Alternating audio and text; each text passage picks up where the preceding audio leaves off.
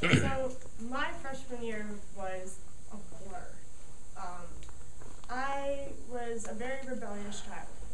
I grew up in one of those families that was way too strict my whole entire time throughout high school, so when I had freedom, I had absolutely no idea what to do with it, and I fell into that typical spiral where drinking was my best friend.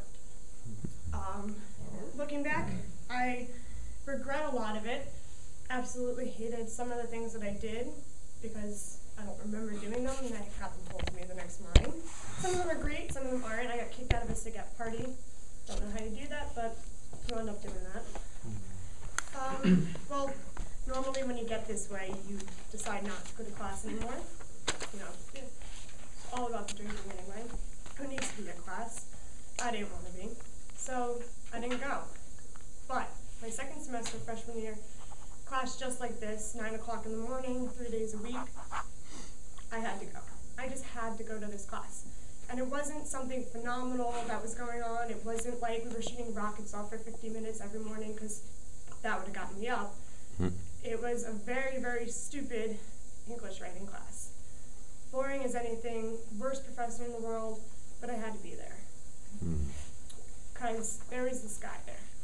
And something about him, just looking at him, I don't know if it was because he was wearing a t-shirt in the middle of like the winter, or because he had a tattoo all the way up his arm, or he had the biggest fuck off across his forehead. I don't know what it was, but I had to be there. I had to talk to this guy. There was something about, something written on his face that I was like, he gets what I'm going through and I have to talk to him. So, hungover, every morning, Monday, Wednesday, Friday, I made sure I got my ass up for that class. Like, made sure. Now, did I get all dressed up? No. I pretty much rolled out of what I was wearing and just walked to class and made myself sit next to him every single day. But I could never get the courage to say anything to him. He had this just don't talk to me look, like postured down, didn't care about what was going on. And every time I'd hand him a piece of paper, I'd be like, here you go. And he'd be like, and keep passing it on. And so whether or not that was a don't talk to me, I don't care about you, or a feeble attempt at thank you, I don't know. But just, I had to say something to him. Well, months go by, starts getting really, really nice out. You know, it's t-shirt weather now, and nobody was in class that morning because it was just one of those things where everybody just got fed up with how boring and stupid this class was.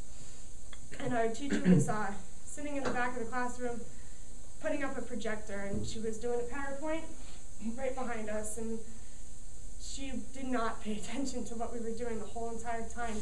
And I was sitting right next to him, and he fell asleep. He was just like this, and he just fell asleep. But she's right behind us, so she doesn't know. So it looks like he's paying attention to the PowerPoint, and he's just passed out, like asleep like this. And I'm sitting next to him like, he's going to get in so much trouble if she finds out. He's going to get in so much trouble. PowerPoint's over, she walks down right past us, and she stares right at him. And she's just like, she's just pissed off. It's just like all over her face. She's just like, you know what, class? If you're going to fall asleep when you come here, you might as well just not get up, and you might as well just not come.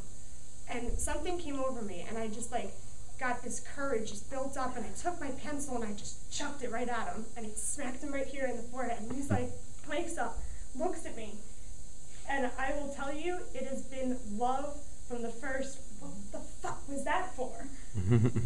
That's our story. Nice. That's true.